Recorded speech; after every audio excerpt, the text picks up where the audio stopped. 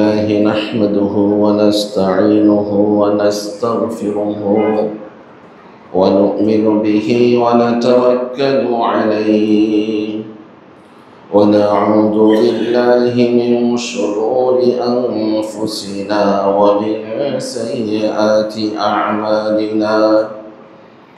من يهد الله فلا مضل له ومن يضلله فلا هادي له، ونشهد أن لا إله إلا الله وحده لا شريك له، ونشهد أن سيدنا وسندنا وحبيبنا وحبيب ربنا وأولانا ومولانا محمدا عبده ورسوله. أما بعد، فأعوذ بالله من الشيطان الرجيم. بسم الله الرحمن الرحيم. إن الدين عند الله الإسلام، وما اختلف الذين أوتوا الكتاب إلا من بعد ما جاءهم العلم بغيا بينهم، ومن يكفر بآيات الله فإن الله سريع الحساب.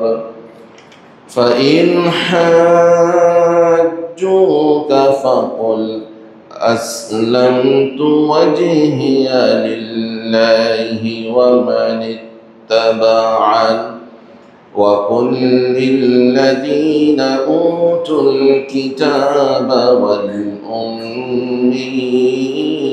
أأسلمتم؟ فإن أسلموا فقد اهتدوا، وإن تولوا فإنما عليك البلاغ، والله بصير بالعباد.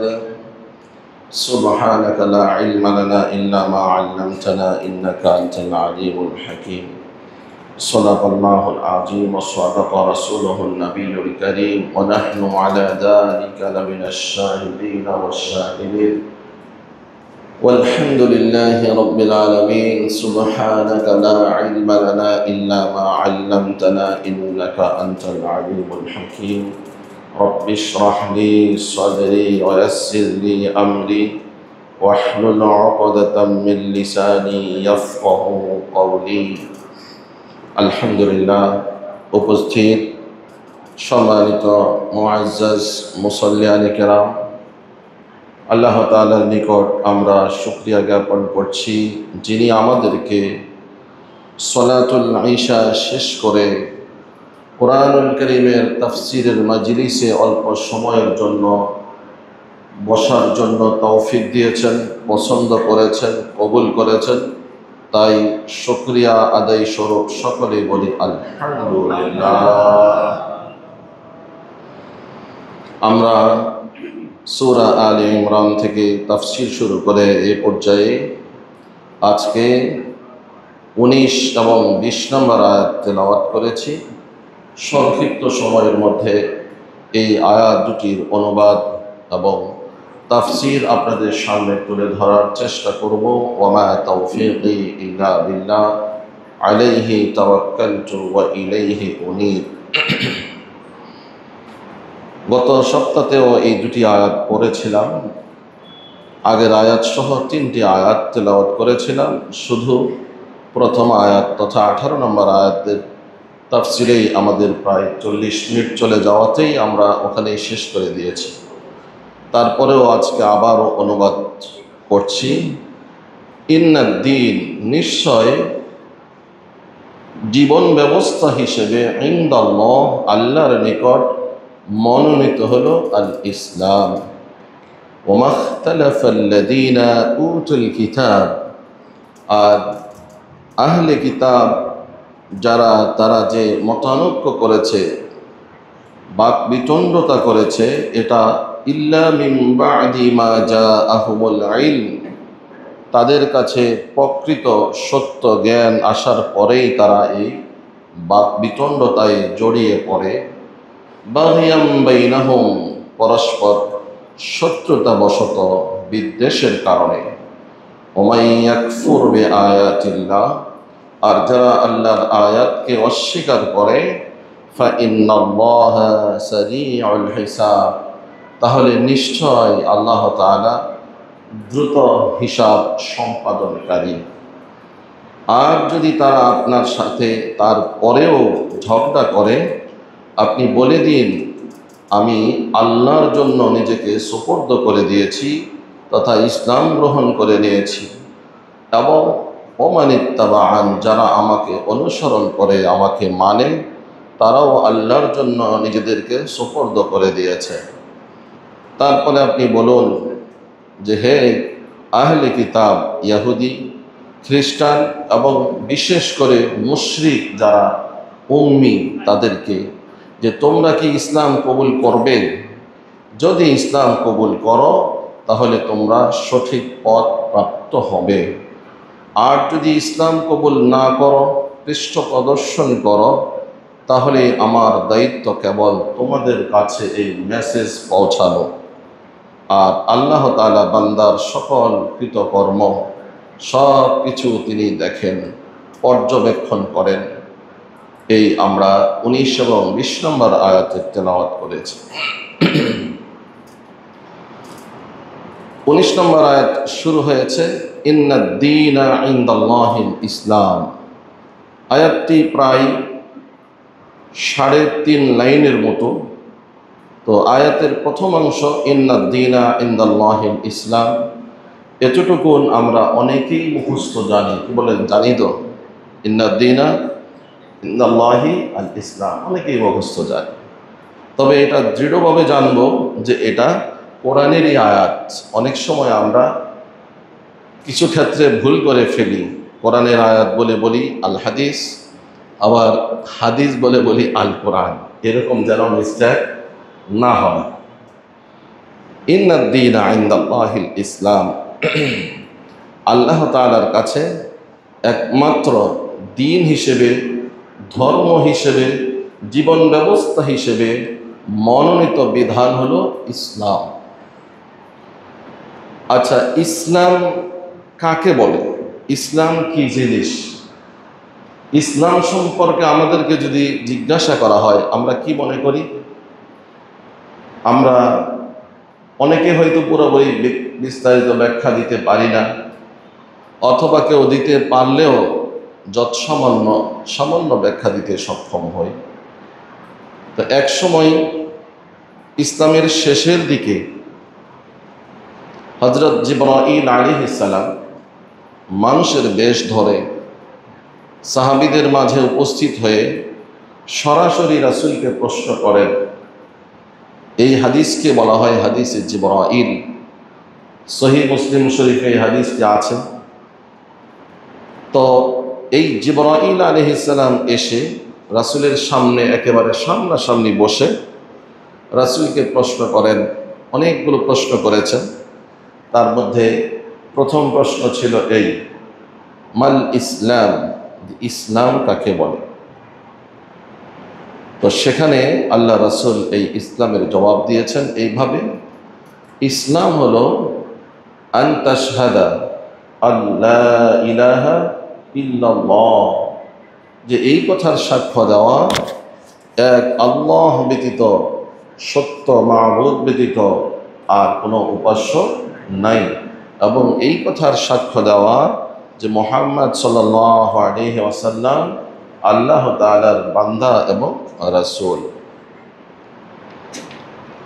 আবার হাদিসে অন্য জায়গায় আসছে, ইসলামের সংজ্ঞায়িত করতে গিয়ে রাসূল বলছেন যে ইসলাম হলো মা জাআ বিহিন নাবিয়্যু সাল্লাল্লাহু আলাইহি ওয়াসাল্লাম। নবী করিম সাল্লাল্লাহু আলাইহি ওয়াসাল্লাম আল্লাহ তাআলার পক্ষ থেকে যত বিধিবিধান নিয়ে এসেছেন সবগুলোকে একসাথে কি বলা হয়? ইসলাম বলা হয়। এই আয়াতের শুরুতে ইন্নাদ দ্বীন, দ্বীন সম্পর্কে দ্বীন শব্দটি ব্যবহার হয়েছে। এই দ্বীন শব্দটি কোরআনুল কারীমে ৯৮ বার ব্যবহার হয়েছে। কয়বার? ৯৮। দ্বীন যেমন মালিকি ইয়াউমিদ্দিন, লাকুম দীনুকুম ওয়ালিয়া দীন, এইভাবে বিভিন্ন জায়গায় সর্বমোট ৯৮ বার ব্যবহার হয়েছে। আর ইসলাম শব্দটি যেরকম এখানে ইসলাম শব্দ আসছে, এরকম আরও 10টি আয়াতে ইসলাম শব্দ ব্যবহার হয়েছে। যেমন আল ইয়াউমা আকমালতু লাকুম দীনাকুম ওয়া রাদিতু লাকুমুল ইসলাম দীনা, এই ইসলাম শব্দ ব্যবহার হয়েছে। তো দ্বীন শব্দ যদিও ৯৮ বার ব্যবহার হয়, কিন্তু আমরা দেখি এই দ্বীন শব্দটি 4টি অর্থে ব্যবহার হয়েছে। কয়টি অর্থে? 4টি অর্থে ব্যবহার হয়েছে। একটা অর্থ হলো দ্বীন মানে জাযা, পুরস্কার, প্রাপ্য। যেমন আমরা সূরা ফাতিহার মধ্যে পড়ে থাকি মালিকি ইয়াউমিদ্দিন, যিনি বিচার দিনের মালিক।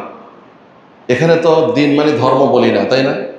মালিকি ইয়াউমিদ্দিন মানে যিনি ধর্মের মালিক, সেটা তো বলি না। তো মালিকি ইয়াউমিদ্দিন মানে হলো কি? যিনি বিচার দিবসের মালিক।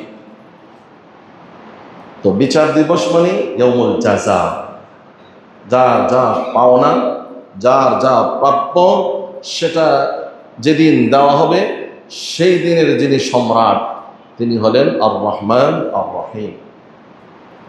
ঠিক এই দ্বীন শব্দ আরেক জায়গায় আসছে ঈমান সম্পর্কে ব্যবহার হয়েছে। দ্বীন অর্থ হলো ঈমান। যেমন সূরা আলে ইমরানের আগে সূরা আলে ইমরানের একটি আয়াতের মধ্যে এইভাবে আসছে وَمَن يَبْتَغِ غَيْرَ الْإِسْلَامِ دِينًا وَمَن يَبْتَغِ غَيْرَ الْإِسْلَامِ, যেমন এখানে ইসলামও ব্যবহার হয়েছে, দ্বীনও ব্যবহার হয়েছে। তো এই জায়গায় দ্বীন মানে ঈমান। যারা ইসলামকে বাদ দিয়ে ঈমান অন্বেষণ করবে, অন্য কোনো বিশ্বাস তালাশ করবে, খুঁজবে, আল্লাহ তাআলা বলেন তাদের কোনো কিছুই কবুল হবে না, গ্রহণযোগ্য হবে না। সূরা আলে ইমরানের 85 নম্বর আয়াত। আরেক জায়গায় দ্বীন শব্দ ব্যবহার হয়েছে ইতাআত, অনুসরণ, একজনকে মেনে নেওয়া, ফলো করা প্রসঙ্গ। যেমন আল্লাহ তাআলা সূরা বাইয়িনার মধ্যে বলেন ওয়ামা উমিরু ইল্লা লিয়া'বুদুল্লাহা মুখলিসিনা লাহুদ্দীন, আর আল্লাহ মানুষকে নির্দেশ প্রদান করেছেন তারা যেন একনিষ্ঠতার সাথে আল্লাহর ইতাআত করে, আল্লাহকে মেনে নেয়। তাহলে একটা পেয়েছি দ্বীন মানে জাযা, প্রতিদান, আর একটা হলো দ্বীন মানে ঈমান, বিশ্বাস, আরেকটি হলো দ্বীন অর্থ হলো আপনার এই ইতাআত, অনুসরণ, কাউকে মেনে নেওয়া।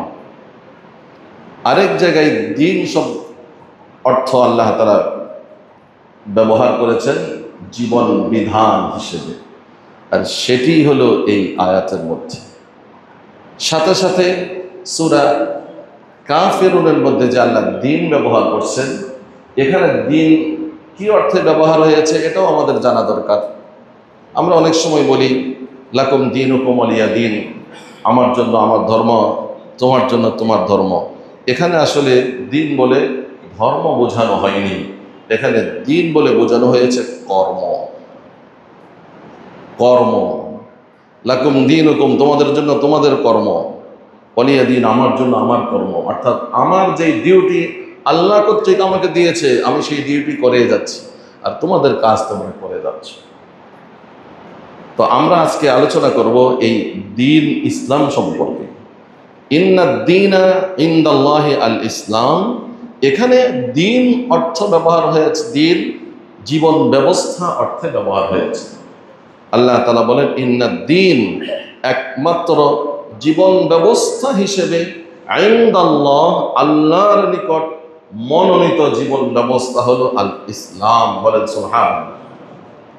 তাহলে জীবন ব্যবস্থা হিসেবে আল্লাহর কাছে মনোনীত জীবন ব্যবস্থা কি? ইসলাম। এখন জীবন ব্যবস্থা কাকে বলে? জীবন ব্যবস্থাটা আমরা এই জন্য বলছি যে এর বাহিরে আমাদের বাংলার কোনো শব্দ নেই, বাক্য নেই, সেন্টেন্স নেই, থাকলেও অনেকগুলোকে একত্রিত করতে হবে সংক্ষেপে বলার জন্য।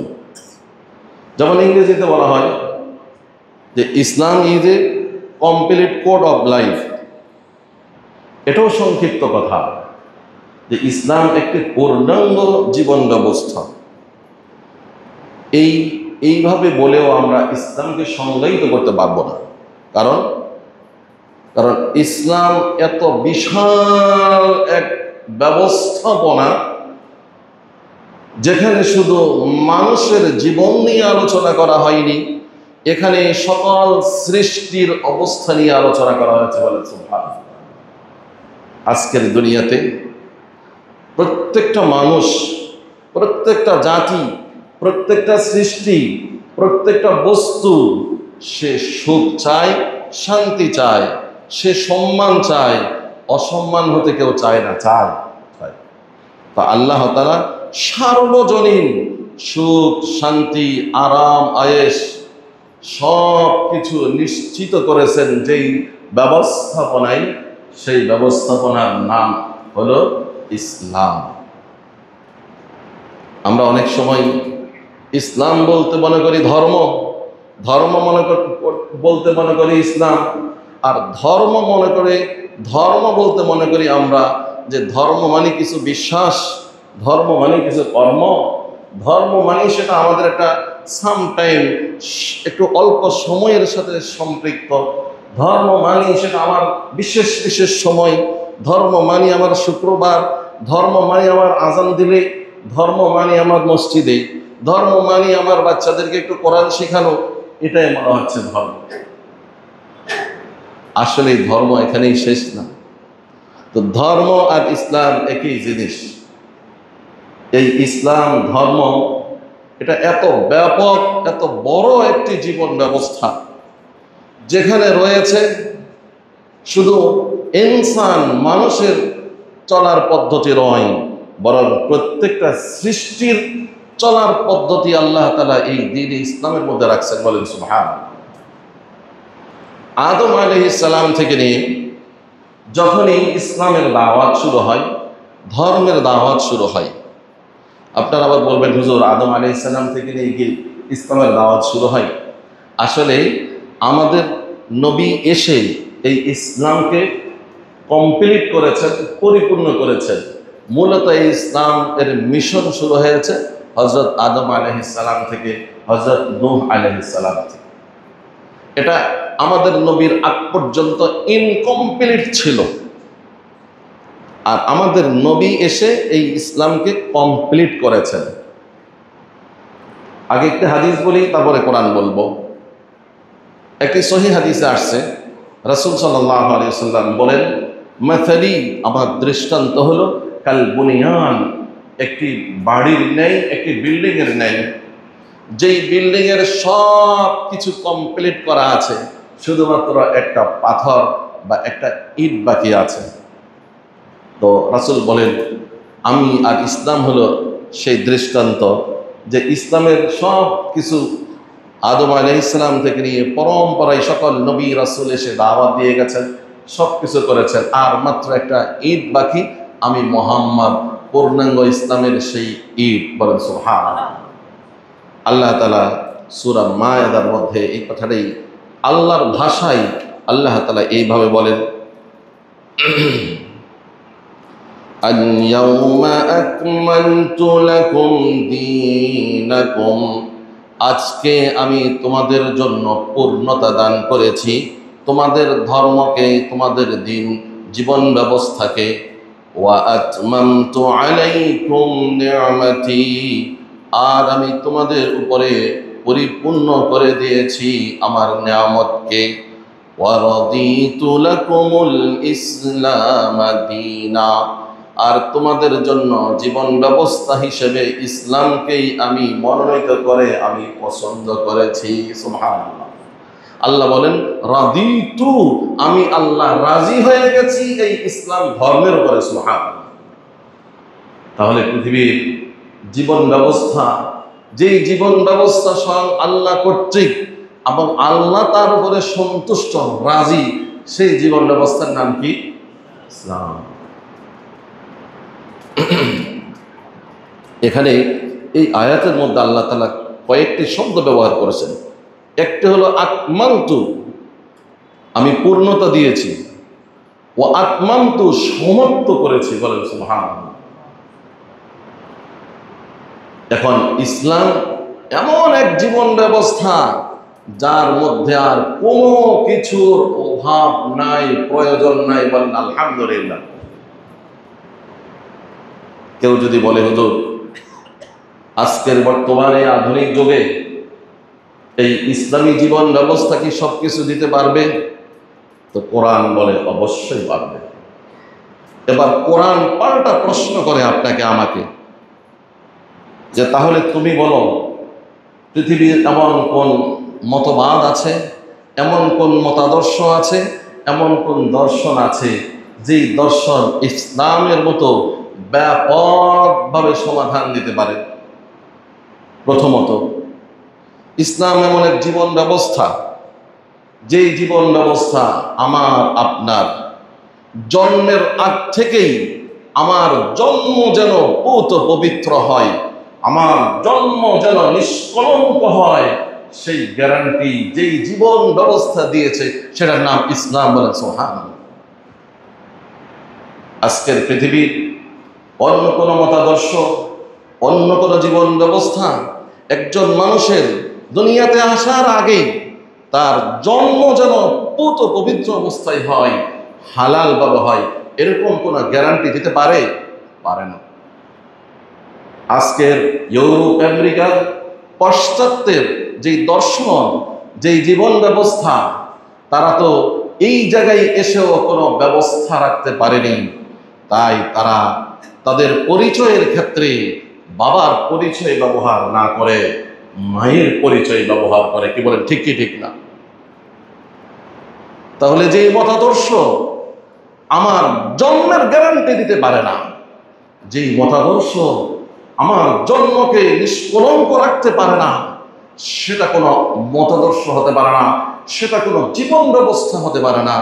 যেই সন্তান হবে জারজ সন্তান, যেই সন্তানের পৈতৃক পরিচয় নেই, সেই সন্তান এই সমাজকে, এই পৃথিবীকে কিভাবে সুন্দর জীবন ব্যবস্থা উপহার দিবে, এটা পশ্চিম কালেও সম্ভব না।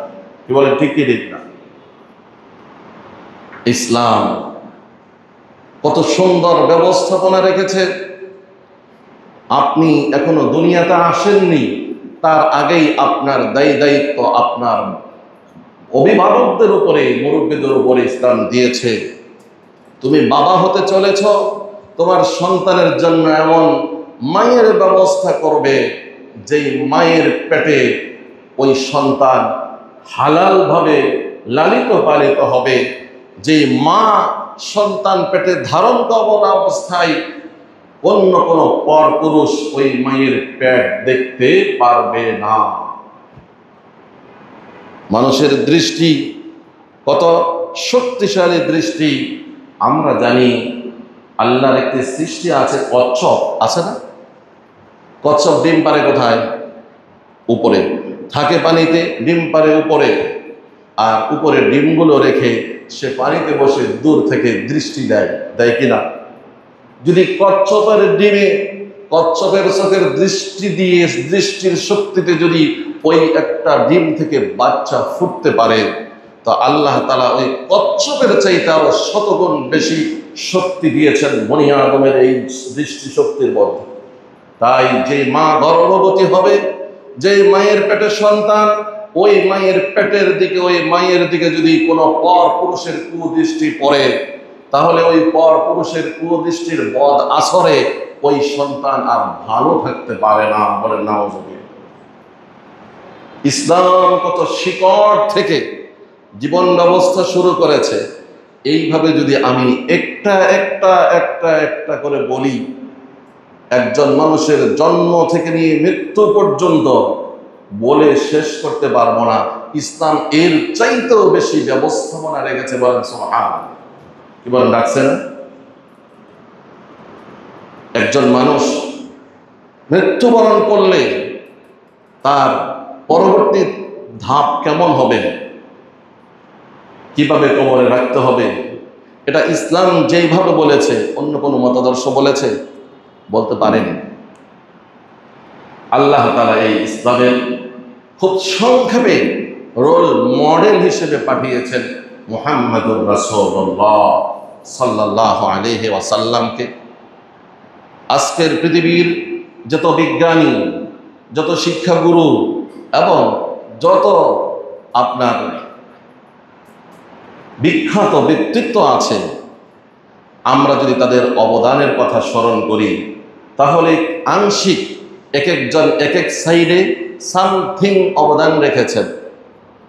একেবারে ব্যাপকভাবে বিভিন্ন বিষয়ে, সর্ব বিষয়ে অবদান রাখছেন এমন কোনো মহা মনীষী খুঁজে পাওয়া যাবে না। এক একজন এক এক সাইডে রেখেছেন। কেউ কেমিস্ট্রির মধ্যে রেখেছেন, কেউ ফিজিক্সের মধ্যে রেখেছেন, কেউ আপনার বিজ্ঞানের মধ্যে রেখেছেন, এক একজন এক এক সাইডে রেখেছেন। কিন্তু একমাত্র মুহাম্মদুর রাসূলুল্লাহ সাল্লাল্লাহু আলাইহি ওয়াসাল্লামকে যদি আপনি স্টাডি করেন, তাহলে ব্যক্তিগত জীবন যদি আপনি খোঁজেন কেমন ব্যক্তিগত জীবন হবে, তো মুহাম্মদুর রাসূলুল্লাহ সাল্লাল্লাহু আলাইহি ওয়াসাল্লামকে স্টাডি করেন যে এমন ব্যক্তিগত জীবন হতে হয়। আপনি যদি বলেন একজন সমাজ সংস্কারক হিসেবে কেমন জীবন ব্যবস্থা দরকার, তো মুহাম্মদুর রাসূলুল্লাহ সাল্লাল্লাহু আলাইহি ওয়াসাল্লামের সমাজ সংস্করণের ব্যবস্থা আপনি দেখেন। রাসূল সমাজ সংস্কারক ছিলেন কিনা? কেমন সমাজ সংস্কারক ছিলেন যেই সমাজকে মানুষ দৃষ্টান্ত হিসেবে ব্যবহার করে। আইয়ামে জাহেলিয়াত, সেই আইয়ামে জাহেলিয়াত, সেই অন্ধকারাচ্ছন্ন যুগকে রাসূল যে সোনালী যুগে রূপান্তরিত করেছেন। আজকের বিশ্ব এবং অতীতের বিশ্ব তারা রাসূলের এই সংস্কার জীবন সমাজ ব্যবস্থা থেকে দিক নির্দেশনা নিয়ে কিছু ভালো কথা উপহার দেয় মানুষ। আপনি যদি একজন কৃষিবিদ হিসেবে কেমন জীবন ব্যবস্থা হওয়া দরকার চান, ইসলাম সেই কথাও বলেন।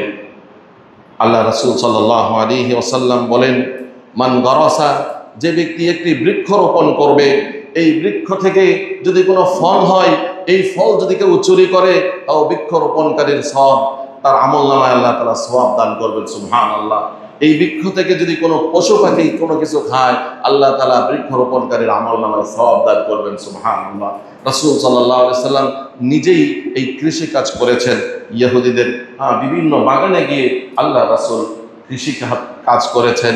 হযরত সালমান ফারসি রাদিয়াল্লাহু তাআলা আনহু সহ বৃক্ষরোপণ করেছেন রাসূল খেজুর গাছ রোপণ করেছেন। সুবহানাল্লাহ।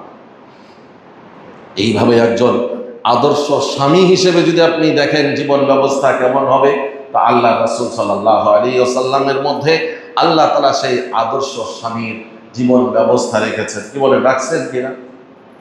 তাহলে বোঝা গেল পৃথিবীর যত মন্ত্রতন্ত্র যত কিছু আছে সবগুলো মানব রচিত এবং সবগুলো সংকুচিত, সবগুলো সংক্ষিপ্ত, সবগুলো শর্টলি, একেবারেই সামান্য। সবচেয়ে ব্যাপক, বিস্তৃত এবং নিরাপত্তা বিধান করতে পারে যদি কোনো জীবন ব্যবস্থা, সেটাই হলো একমাত্র ইসলাম। সুবহানাল্লাহ। সেটাই আল্লাহ তাআলা বলেছেন, ইন্নাদ-দীনা ইনদাল্লাহিল ইসলাম। একমাত্র জীবন ব্যবস্থা হিসেবে আল্লাহর কাছে পছন্দের জীবন ব্যবস্থা হলো ইসলাম জীবন ব্যবস্থা। সুবহানাল্লাহ। আজকে দুঃখের বিষয় হলো আমরা এই জিনিসগুলো বলি না, বলতে পারিও না এবং জানিও না। কেন, কিভাবে জানবো? কারণ আমাদের সমাজের জীবন ব্যবস্থা আপনি দেখেন, 18 থেকে 20 লাখের মতো স্টুডেন্ট প্রাইমারি পরীক্ষায় পরীক্ষা দেয়, প্রায় 13 থেকে 15 লাখ পর্যন্ত এসএসসির পরীক্ষা দেয়। এরপরে লক্ষ লক্ষ স্টুডেন্ট কলেজ ভার্সিটিতে পড়াশোনা করে। তাদের কোনো জায়গায় একেবারে সামান্য কিছু আছে, কিন্তু যত ব্যাপক হারে ইসলাম সম্পর্কে তাদেরকে নলেজ দেওয়া দরকার ছিল, এরকম কোনো কিছু আছে? নাই। আর ইসলাম ধর্ম নামে যেটা আছে সেটাও একেবারে দুর্বল। গত কিছুদিন আগে তো একেবারে ঐচ্ছিক করে দেওয়া হয়েছে। তাহলে আজকে আমাদের সন্তানেরা এই ইসলাম শিখবে কোত্থেকে? মসজিদে আসে টাইম ধরে, কোনো মাহফিলে যায় না, কোনো বয়ানে বুঝে না, বসে না, ইসলাম সম্পর্কে এই জন্য জানে না। না জানার কারণে আজকে আমরা প্র্যাকটিক্যালি আমরা এই ইসলামকে সংক্ষিপ্ত করে ফেলেছি যে ইসলাম মানে নামাজ, রোজা, হজ, যাকাত, ইসলাম মানে মসজিদ, ইসলাম মানে ইতিমখানা, মাদ্রাসা, ইসলাম মানে এখানেই শেষ। তাই মাঝে মাঝে মসজিদে যখন আমরা আল্লাহ রাসূল সাল্লাল্লাহু আলাইহি ওয়াসাল্লামের সুন্নাতের অনুসরণার্থে যখন কোনো কথা বলি, যেই কথাগুলো মনে হয় রাজনীতির কথা, তখনই আমাদের ভাইয়ারা বলেন, হুজুর মসজিদে তো আপনি কোরআন হাদিসের কথা বলবেন, রাজনীতির কথা কেন বলেন? কি বলেন, কোরআনে রাজনীতির কথা নেই? আল্লাহ তাআলা সূরা হজের মধ্যে বলেন, আল্লাযীনা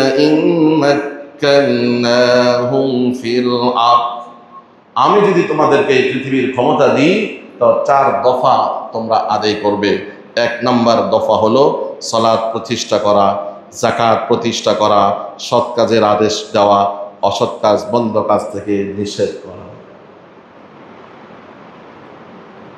সম্মানিত ভাইয়েরা, তাহলে একমাত্র জীবন ব্যবস্থা যেটা কমপ্লিটলি, যেখানে মৃত্যুর আগে এবং মৃত্যুর পরবর্তী, যেখানে আপনার জন্মের আগের এবং জন্মের পরের সব বিষয়ে আলোচনা করা হয়েছে, সেই জীবন ব্যবস্থার নাম কি? ইসলাম। তাই মা জাআ বিহিন নবী সাল্লাল্লাহু আলাইহি ওয়াসাল্লাম, আল্লাহ রসুল যেই বিধিবিধান নিয়ে এসেছেন এটার নামই হলো ইসলাম। এই ইসলামই হলো আল্লাহর কাছে মনোনীত ধর্ম। এর আগে ইহুদি ধর্ম, খ্রিস্টান ধর্ম এগুলো ছিল। তো তারা ইসলাম ধর্ম যে সত্য ধর্ম, আমাদের নবী যে সত্য নবী, এই কথাটা জানতো, বুঝতো, শুধু মানতো না। আয়াতের পরের দিকে আল্লাহ বলেন, ওয়ামাখতালাফাল্লাযীনা উতুল কিতাব, আহলে কিতাব ইহুদি খ্রিস্টানরা বাক বিতণ্ডতায় জড়িত হয়ে গেছে, না জেনে নয়, ইল্লা মিন বা'দি মা জাআহুমুল ইলম, তাদের জ্ঞান থাকা সত্ত্বেই তারা এই ঝগড়া করেছে, বিতর্ক করেছে। কেন? বাগয়াম বাইনাহুম, পরস্পর বিদ্বেষের কারণে। কি বিদ্বেষ ছিল? ইহুদি খ্রিস্টানদের ইতিহাস প্রমাণ করে, হাদিসে আসছে, তাফসীরে আছে, ইব্রাহিম আলাইহিস সালামের সন্তান ছিলেন কয়জন? 2 জন। ইব্রাহিম আলাইহিস সালামের সন্তান ছিলেন কয়জন? 2 জন। একজন ইসমাঈল আলাইহিস সালাম, আরেকজন ইসহাক আলাইহিস সালাম। এই ইসহাক আলাইহিস সালাম থেকে নিয়ে ইহুদিদের সকল নবী আসছেন। ইব্রাহিম আলাইহিস সালামের পরে ওনার সন্তান ইসমাঈল, ইসহাক, এই ইসহাক থেকে নিয়ে, এক কথা ইব্রাহিম আলাইহিস সালাম থেকে নিয়ে আমাদের নবীর আগ পর্যন্ত যত নবী রাসূল এসেছেন, সকল নবী রাসূল আসছেন হযরত ইসহাক আলাইহিস সালামের বংশে। তো ওই প্রত্যেক নবীর উপরে নাজিলকৃত গ্রন্থের মধ্যে, আসমানি কিতাবের মধ্যে এই আখিরি নবীর গুণাবলী লেখা ছিল, যে আখিরি নবী হবেন এমন এমন গুণের অধিকারী। তাই তারা জানে আখিরি নবী এমন হবে। তবে তাদের প্রত্যাশা ছিল, তাদের আশা ছিল, সকল নবী যেহেতু ইসহাকের বংশ থেকে আসছে, আমাদের ইহুদি ধর্মে আসছে, তাহলে শেষ নবী যিনি হবেন যার ব্যাপারে এত এত প্রশংসা আসছে, উনিও আমাদের এই ইসহাকের বংশ থেকে আসবে এবং আমাদের ইহুদিদের মধ্য থেকে আসবে। খ্রিস্টানরা ভাবতো খ্রিস্টানদের মধ্য থেকে আসবে, কিন্তু যখন নবী চলে আসছেন তারা দেখলো এই নবী ইসহাকের বংশ থেকে আসেনি, এই নবী আসছেন ইসমাঈল আলাইহিস সালামের বংশ। কেন আমাদের বংশ থেকে আসেনি, কেন আমাদের মতো আদর্শের নবী হননি? এই কারণে বাগিয়াম বাইনাহুম, এই বিদ্বেষের কারণেই শুধু তারা এই বাকবিতণ্ডতা করত, আমাদের নবীকে তারা মানতে পারেনি। তাহলে আমার মতের সাথে না মিললে, আমার দলের সাথে না মিললে, তার সাথে সে সত্য হলেও, সে সঠিক হলেও তার বিরোধিতা করা, এটা হলো ইহুদিদের চরিত্র, এটা হলো খ্রিস্টানদের চরিত্র, যেটা আজকে আমার মধ্যে, আপনার মধ্যে, আমাদের সমাজের মধ্যে আছে। আজকে আমি এই দল করি, আমি এটা ভাবিও না যে আমার দল কতটুকু সঠিক, কিন্তু আপনি কেন আমার দলের মতাদর্শের অনুসারী না? আপনি যদিও শতভাগ সত্যের উপরে আছেন, আমি আপনাকে একটুর জন্য মেনে নিতে পারছি না। এই চরিত্রটাই হলো এই ইহুদিদের চরিত্র, এই চরিত্রটাই হলো খ্রিস্টানদের চরিত্র। আর আল্লাহ সেটাই বলতেছেন, ইল্লা মিন বা'দি মা জাআহুমুল ইলমু বাগয়াম বাইনাহুম, যে তারা মতানৈক্য করেছে, দ্বন্দ্ব করেছে, যে শুধু বিদ্বেষের কারণে, তাদের মতাদর্শের নয় সেজন্য। আজকের সমাজে এত খুনাখুনি, এত হানাহানি, এত মারামারি, এত চাঁদাবাজি, এত কিছু, সব কিছু কেন? আমার মতাদর্শের না সেজন্য। আজকে আমি জানি আমি যে দলের অনুসারী, আমার দলের চাইতে আপনার দল কোরআন সুন্নাহ অনুযায়ী আরো ভালো, তারপরেও কেন আপনি আমার দলের না? এই জন্য আমি আপনার বিরুদ্ধে কথা বলি, আমি পারলে আপনার ক্ষতি করি। এই স্বভাব, এই চরিত্রটাই হলো খ্রিস্টানদের স্বভাব, খ্রিস্টানদের চরিত্র। সম্মানিত ভাইয়ারা, আর বেশি বলার সুযোগ নেই, টাইম অনেক হয়ে যাচ্ছে। আপনারা অনেকেই ডায়াবেটিসের রোগী, সামনের দিকে যাচ্ছে। আল্লাহ তাআলা বলেন, তো এই আয়াতগুলো নাযিল করে আমাকে আপনাকে এই মেসেজ দেন যে সত্যকে মেনে নিতে হবে। আজকে সেই যুগের ইহুদি খ্রিস্টানরা সত্য বুঝেও মানে নাই, না মানার কারণে ক্ষতিটা কার হয়েছে? তাদের হয়েছে। এখন আমি যদি বুঝি যে আপনার মাধ্যমে সমাজের উপকার হবে বেশি, আপনার মাধ্যমে ইসলামের উপকার হবে বেশি, আপনার মাধ্যমে রাষ্ট্রের উপকার হবে বেশি, তাহলে এটা বুঝার পরে আমার উচিত হবে আপনাকে মেনে নেওয়া। আর তারপরেও যদি আমি আপনাকে মেনে না নিই, এটা হবে আমার হটকারিতা, এটা হবে আমার একগুঁয়েমি, এটা ঠিক হবে না। এটার নাম বক্রতা। আর এইরকম বক্রতা যাদের কলবে ধারণ করে, আল্লাহ তাদেরকে হেদায়েত দেন না। যেটা আল্লাহ তাআলা বলে, রব্বানা লা তুজিগ কুলুবানা বা'দা ইয হাদাইতানা, হে আল্লাহ আপনি আমাদের অন্তরকে বক্র বানাবেন না, হেদায়েত দেওয়ার পরে।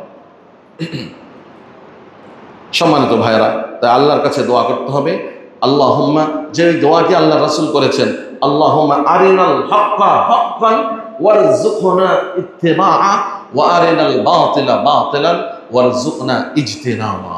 হে আল্লাহ, হককে হক হিসেবে আমাকে দেখান এবং এটাকে মেনে নেওয়ার জন্য সেই তৌফিক দেন, আর বাতিলকে বাতিল হিসেবে আমার সামনে শো করেন, আর ওই বাতিল থেকে দূরে থাকার সেই ক্যাপাসিটি, সেই তৌফিক আমাকে দেন। এই দোয়াটি আল্লাহ রাসূল করতেন। সবাই আমার মুখে মুখে পড়েন, বলেন আল্লাহুম্মা আরিনাল হাক্কা হাক্কান ওয়ারযুকনা ইত্তিবাআহ ওয়া আরিনাল বাতিলা বাতিলান। মা কি বলেন? আচ্ছা আমি দেখতেছি। এটার মানে তাকে সান্ত্বনা দেওয়া, এবং তিনি দেখবেনও। আল্লাহ তাআলা সান্ত্বনা দিচ্ছেন যে তারা এত ডিস্টার্ব করার পরেও, এত খারাপি করার পরেও সমাজে তারা মাথা ছাড়া দিয়ে উঠছে, আর আমরা ইসলাম মাথা নিচু করে আছি। তো কেন তাদের এত জয় জয়কার ভাব?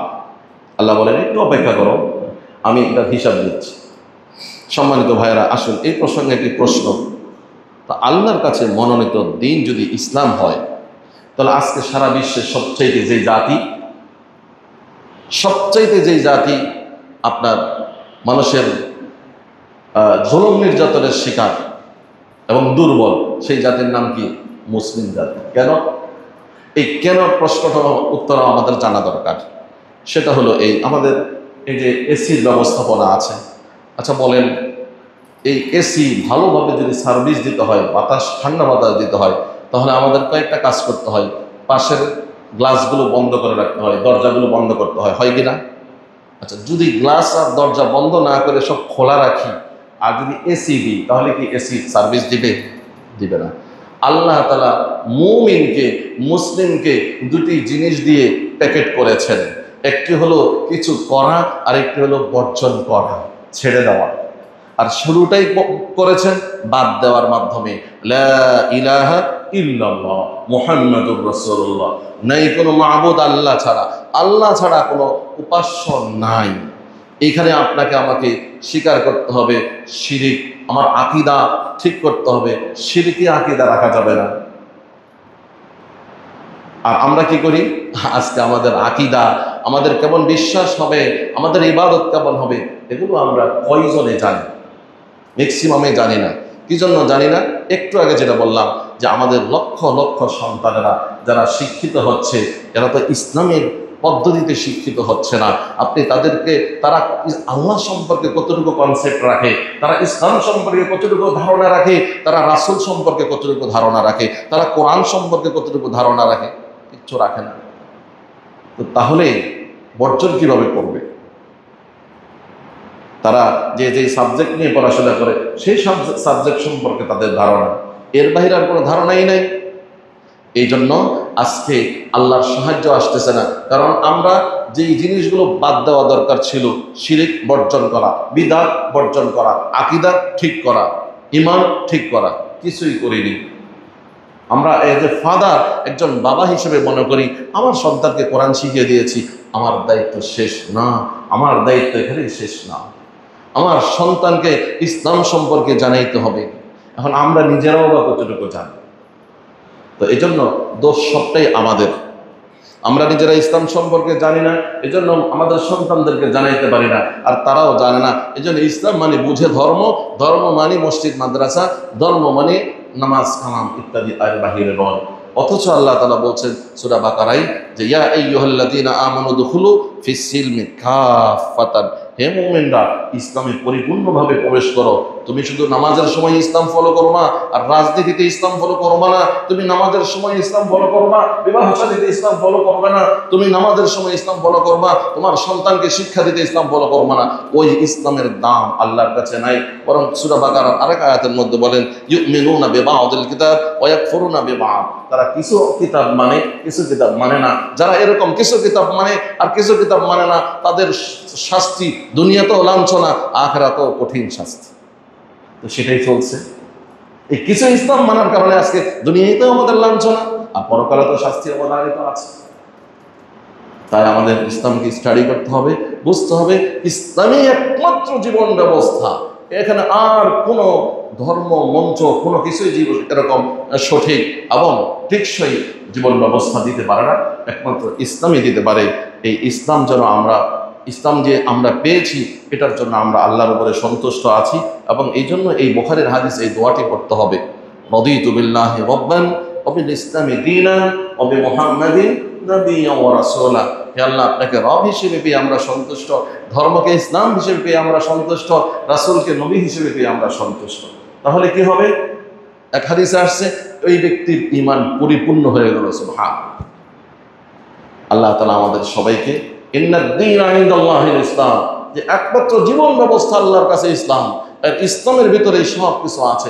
এই বিশ্বাস যেন আমাদের কলবের মধ্যে আল্লাহ গেঁথে দেন, এবং এই বিশ্বাসকে লালন করতে পারি, এই বিশ্বাসকে যেন ধারণ করতে পারি, এই বিশ্বাসের উপরে যেন আমরা মৃত্যুবরণ করতে পারি।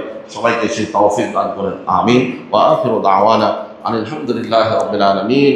আসসালামু আলাইকুম ওয়া রাহমাতুল্লাহি ওয়া বারাকাতুহু।